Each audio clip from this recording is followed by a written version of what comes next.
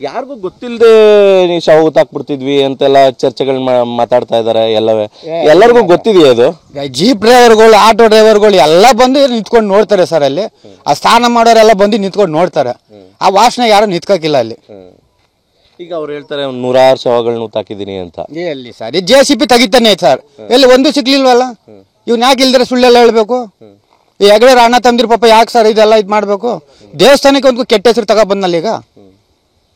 ಇದೆಲ್ಲ ತಪ್ಪಲ್ವಾ ಸರ್? ಇದು ಯಾಕೆ ಮಾಡ್ತಾ ಇದಾರೆ ಅನ್ಸುತ್ತೆ? ಅದೇನೇನು ಸರ್ ದುಡ್ಡುಗೋಸ್ಕರ ಮಾಡ್ತಾ ಇದ್ದಾನೆ, ಏನ್ ಮಾಡ್ತಾ ಇದ್ದಾನೆ ಒಂದು ಅರ್ಥ ಆಯ್ತಲ್ಲ ಸರ್. ನಿಮ್ಮನ್ನ ಏನೇನು ಕೇಳಿದ್ರು ಪೊಲೀಸ್ನವರು? ಅಲ್ಲಿ ಹೋಗಿದ್ರಲ್ಲ, ಏನೆಲ್ಲ ಕೇಳಿದ್ರು ನಿಮ್ಗೆ? ನಮ್ಗೆ ಕೇಳಿದ್ ಇದೆ ಸರ್, ನೀವು ಹೇಳ್ದನಲ್ಲ ಅದನ್ನೇ ಕೇಳಿದ್ರು. ಅದನ್ನೇ ನಾನು ಹೇಳ್ದೆ ಸರ್.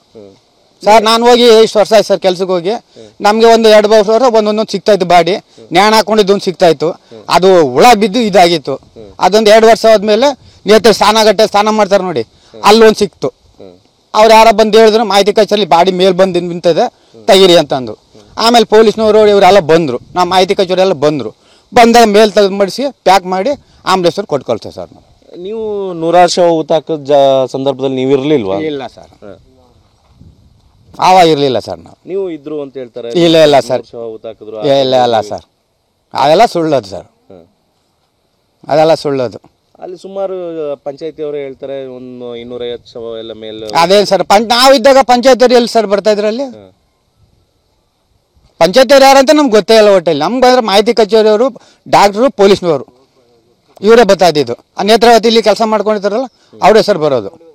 ಅವ್ರು ಬಿಟ್ರೆ ಯಾರು ಬರಲ್ಲ ಅಲ್ಲಿ. ಮತ್ತೆ ಡ್ರೈವರ್ಗಳು ಮತ್ತೆ ಅಕ್ಕಪಕ್ಕ ಸ್ನಾನ ಮಾಡಕ್ ಬರ್ತಾರಲ್ಲ ಅವರೇ ಸರ್ ಬರೋದು. ಬಂದು ನೋಡ್ಕೊಂಡು ವಾಸನೆ ಇದ್ರು ಅಂದ್ರೆ ಹೊಂಟೋಯ್ತಾರೆ ಅವರು. ನಾವಲ್ಲೇ ಪ್ಯಾಕ್ ಮಾಡಿ ಅದಕ್ಕೆ ಏನೇನು ಹಾಕ್ಬೇಕು ಔಷಧಿ ಹಾಕ್ಬಿಟ್ಟು ವಾಸನೆ ಇರೋದಂಗೆ ಆಂಬುಲೆನ್ಸ್ನ ಕೊಟ್ಟು ಕಳಿಸ್ಬಿಡ್ತೀನಿ. ಪೊಲೀಸ್ ಈಗ ಧರ್ಮಸ್ಥಳದಲ್ಲಿ ಒಂದಷ್ಟು ಜಾಗದಲ್ಲಿ ಗುಂಡಿ ತೆಗೆದ್ರು. ಆ ಗುಂಡಿ ತೆಗೆದ ಜಾಗದಲ್ಲೇ ನೀವು ಊತಾಕಿದ್ದ ಹೆಂಗೆ ಅಂತ? ಊತಾಗ್ಲಿಲ್ಲ ಸರ್, ನಾವು ಆಂಬುಲೆನ್ಸ್ ಕೊಟ್ಟು ಕಳಿಸ್ಬಿಟ್ಟ. ನಾವು ನೀವು ಊತಾಕಿಲ್ಲ? ಇಲ್ಲ ಸರ್,